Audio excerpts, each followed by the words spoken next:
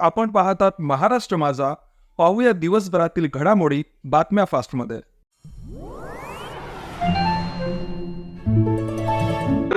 17 जागामध्ये नेमकं तुमचं काय चाललंय सध्या? कारण काय चाललंय आता ते तुम्हाला उद्या कळेल ना. गणित सांगा सर, गणित सांगा. महायुतीचं गणित काय? महायुती 17 जागांवर लढवणार निवडणुका आणि 17 जागा जिंकणार. शिवसेना, राष्ट्रवादी आणि भाजप किती किती जागा लढवणार? काय फॉर्म्युला आहे? फॉर्म्युला आता तुम्हाला माहित आहे ना.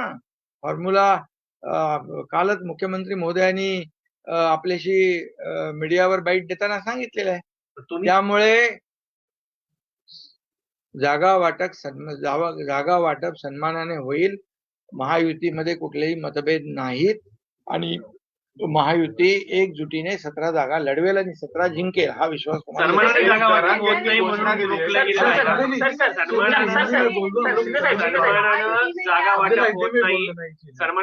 वाटप होत नाही म्हणून रखडलेलं आहे का? नाही रखडलं म्हणजे अरे तुम्हाला अजून 1 तारखेपर्यंत फॉर्म भरायचे आहेत. काय तुम्ही एवढ्या घाईवर का? तुम्हाला आमच्यापेक्षा तुम्हाला जास्ती घाई आहे लागलेली आहे. घोषणा केली की रणरणत्या उन्हात मी म्हणजे थेट उन्हामध्ये विना छपरा शिवाय मी उपोषणाला बसणार आहे, अन्न पाणी त्याग करून. नाही आता त्यांना प्रसाद लाड आमचे आमदार जाऊन भेटले आणि त्यांनी काही गोष्टी त्यांच्या मागण्या ज्या आहेत त्या ऐकून घेतलेल्या आहेत. मुख्यमंत्री महोदयांच्या बरोबर त्यांनी त्या सांगितलेल्या आहेत आणि मला वाटतं आम्ही चर्चा करू मुख्यमंत्री महोदय आणि आम्ही आणि जे काही शेवटी मराठा समाजाला मी मुख्यमंत्री असताना मी होतो, अजितदादा, देवेंद्रजी, आम्ही मिळून जे निर्णय घेतले मराठा समाजाला आतापर्यंत जे कुणबी प्रमाणपत्र मिळत नव्हते ते लाखो कुणबी प्रमाणपत्र देण्याचा निर्णय घेतला. जस्टिस शिंदे कमिटी आम्ही नेमली, त्यांनी ते कुणबी प्रमाणपत्र नोंदी शोधल्या, 10% आम्ही आरक्षण दिलेलं आहे आणि बाकी जे काही ज्या योजना सारथीच्या आहेत त्याचबरोबर अण्णासाहेब पाटील आर्थिक विकास महामंडळ आहे या माध्यमातून मराठा समाजाला न्याय देण्याचं काम केलं आणि जे काही उर्वरित प्रश्न आहे ते देखील सोडवण्यासाठी सरकार सकारात्मक आहे.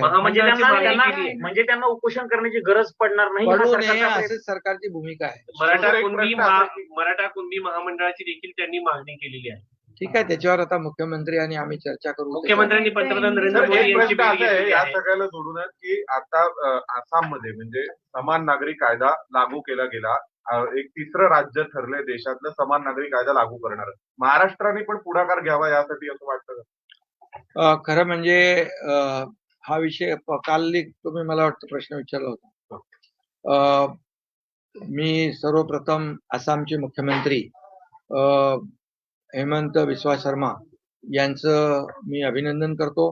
सरकार स्थापन झाल्यानंतर तात्काळ त्यांनी हा निर्णय जो समान नागरी कायद्याचा घेतला त्याबद्दल त्यांचं मी अभिनंदन करतो आणि शिवसेनेची भूमिका सुरुवातीपासून तीच राहिलेली आहे. बाळासाहेबांची भूमिका तीच राहिलेली आहे की एक देश एक कायदा, समान नागरी कायदा, सगळ्यांना समान हक्क असले पाहिजे, समान न्याय असला पाहिजे, ही बाळासाहेबांची भूमिका आहे सुरुवातीपासून. आताची भूमिका नाहीये. त्यामुळे एक देश एक कायदा असला पाहिजे ही भूमिका शिवसेनेची सुरुवातीपासून आहे.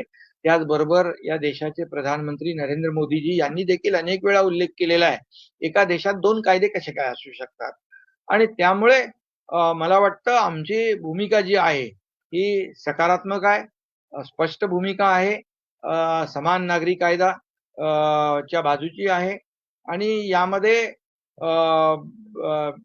घटनेच्या कलम 44 नुसार जे काही सगळ्यांना जे अधिकार सगळ्या समान असले पाहिजे आणि मी या बाबतीमध्ये मुख्यमंत्री महोदयांशी देखील चर्चा करेन आणि आम्ही सरकार म्हणून या बाबतीमध्ये जो सकारात्मक जसं बाळासाहेबांची जी 3 स्वप्न होती, अयोध्येत राम मंदिर बांधणे, 370 कलम हटवणे आणि तसंच समान नागरी कायदा, ही 3 स्वप्न होती. त्यापैकी 2 स्वप्न आदरणीय प्रधानमंत्री नरेंद्र मोदीजी आणि गृहमंत्री अमित भाई यांनी पूर्ण केलेली आहेत. मला वाटतं हे 3रं स्वप्न देखील पूर्ण होईल असा विश्वास आहे. महाराष्ट्र सरकार याच्यामध्ये काही लोक जे काही गैरसमज पसरवतात याच्यामध्ये याच्यावर अन्याय होईल त्याच्यावर अन्याय होईल, तर आदिवासी समाजाच्या बाबतीमध्ये देखील काही कन्फ्युजन क्रिएट करतात लोक. परंतु काल परवा गृहमंत्री अमित भाईंनी स्वतः स्पष्ट केलेलं आहे की यामध्ये कुठल्याही परिस्थितीमध्ये आदिवासी समाजाचे जे हक्क आहे, संस्कृती आहे, परंपरा आहे, त्यांच्या चालीरीती आहेत, त्याच्यावर कुठलाही परिणाम होणार नाही. काही लोक म्हणतात की आरक्षण जाईल, पण आरक्षण आणि समान नागरी कायदा याचा कुठेही अर्थोअर्थी संबंध नाही. आरक्षण हा विषय घटनेने दिलेला आहे SC ST ला. त्यामुळे काही लोक याला विरोध करायचा म्हणून लोकांची दिशाभूल करतात यामध्ये. आणि म्हणून मी एवढंच सांगेन की या बाबतीमध्ये आम्ही सकारात्मक आहोत. सर, शिंदे गुदमरले आहेत असे संजय राऊत हे जितेंद्र बोलतात. ठाकूरांना एक मिनिट. शिंदे गुदमरले आहेत आधीच या पूर्ण सरकारमध्ये असे संजय राऊत यांनी विधान केलंय विधान परिषदच्या सध्याच्या स्थितीला बघून. ते बोलतात फडणवीस सांगत आहेत मित्र आहे, पण आज भाजप आणि शिंदे एकत्र पुढे लढू शकत नाही असं संजय आणि राऊत हितेंद्र बोलतात. ठाकूर यावर मला काही भेटले भाष्य त्यांना करायचं भाजपवाले नाही. विधान परिषदेत आम्ही एकच सांगतो की महायुती मजबूत आहे, आम्ही एकत्र काम करतोय, एकत्र महाराष्ट्राचा विकास वेगाने सुरू आहे. याची पोटदुखी विरोधी पक्षाला आहे, याचे जे काही पचनी पडत नाही त्यांच्या, म्हणून हे अशा प्रकारच्या दिशाभूल करणारी वक्तव्य करत असतात. त्याच्यावर आम्हाला काही लक्ष द्यायचं नाही. दोनच प्रादेशिक पक्ष आहे, एक उद्धव ठाकरेचा पक्ष आणि दुसरं शरद पवारांचं. आणि आमचा काय कुठला पक्ष? नाही, आज महाराष्ट्रामध्ये भारतीय जनता पक्ष सगळ्या निवडणुकांमध्ये आपण पाहिलं तर पहिल्या क्रमांकाचा पक्ष आहे आणि आमचा शिवसेनेचा दुसऱ्या क्रमांकाचा पक्ष आहे. त्यामुळे आता त्यांचे जे काही त्यांचे नंबर कुठे गेले ते त्यांनाच माहित नाहीये. त्यांचे नंबर जे आहेत ना, किती नंबरला गेले तेच त्यांना कळत नाहीये. जे ठाकरे फडणवीसांना म्हणत होते एकतर तू राहील किंवा मी राहील, जे ठाकरे फडणवीसांना म्हणत होते एकेरी भाषेत एकतर तू राहील किंवा मी राहील, आता ते ठाकरे भाजपच्या म्हणजे देवेंद्र फडणवीस यांच्या जवळ जाताना दिसत आहेत किंवा तसं ते दाखवतायत. त्याच्याबद्दल तुमचं काय मत? आणि दुसऱ्यांना SMS चाले पाठवतायत. फुटाने गोळे करणारे सांगतायत. रात्री SMS पाठवतायत. पूर्वी म्हणाले एकतर तू राहशील किंवा मी राहील. खरं म्हणजे अशी टोकाची भाषा करणारे लोक आज त्यांची काय परिस्थिती झालेली आहे. आज ते किती म्हणजे त्याला काय म्हणतो आपण,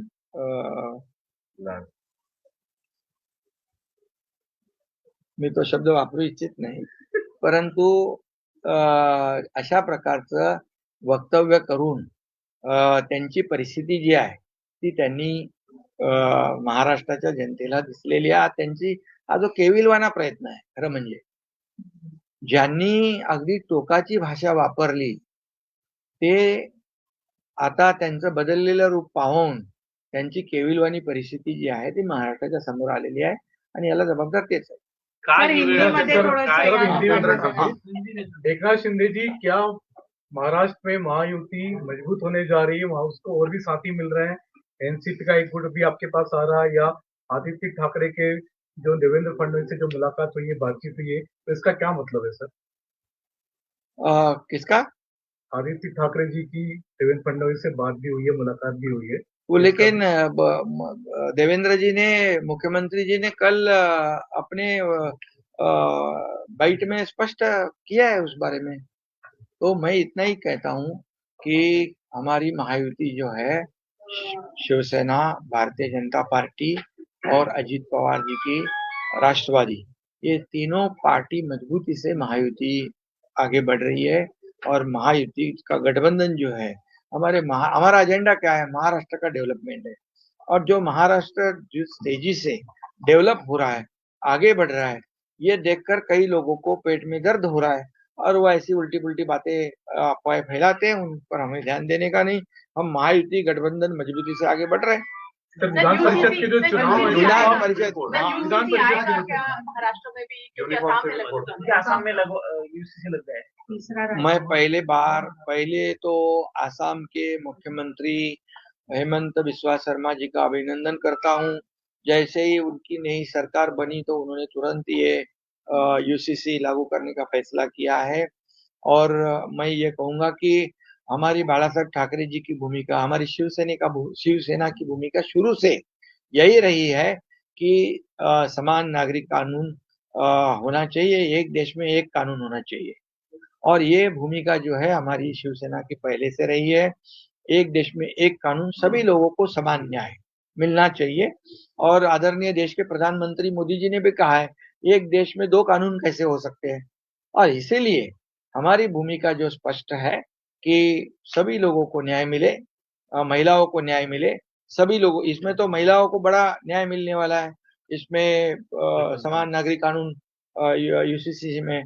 और इसलिए यहाँ पर जो हमारे बाला साहब ठाकरे जी के 3 सपने थे, एक अयोध्या में राम मंदिर बनाना, कश्मीर का 370 कलम हटाना और समान नागरिक कानून को लागू करना। अभी मोदी जी और अमित भाई ने 2 सपने तो पूरे किए हैं। अभी ये तीसरा सपना भी निश्चित रूप से समान नागरिक कानून वाला पूरा होगा, ऐसा मैं विश्वास दिलाता हूँ। और हमारी भूमिका जो है, ये भूमिका स्पष्ट है कि एक देश में एक कानून होना चाहिए, सभी को समान न्याय मिलना चाहिए। और निश्चित रूप से इस बारे में हमारे मुख्यमंत्री देवेंद्र जी से भी हम बात करेंगे। महाराष्ट्र में होगा विधान महाराष्ट्र में यूनिफॉर्म सिविल कोड इम्प्लीमेंट यही मैं कहा कि हमारा महायुति की सरकार है और जैसे प्रधानमंत्री नरेंद्र मोदी जी का भी यही भूमिका है। कल परसों अमित भाई गृह मंत्री, उन्होंने भी कहीं पर अपने बयान में कहा है। और इसीलिए हमारी भूमिका महायुति की जो है, हम बैठकर मुख्यमंत्री जी से चर्चा करेंगे और ये सकारात्मक भूमिका सर, कल हमारी। आप लोग अमित शाह जी से मिले थे, तो क्या विधान परिषद को चुनाव को लेकर कोई खटपट चल रही है कुछ महायुति में? कोई क्या एजेंडा क्या था? जितेंद्र ठाकुर से कोई- मिले भाजपा वाले। कोई खटपट नहीं, कोई खिटपिट नहीं है।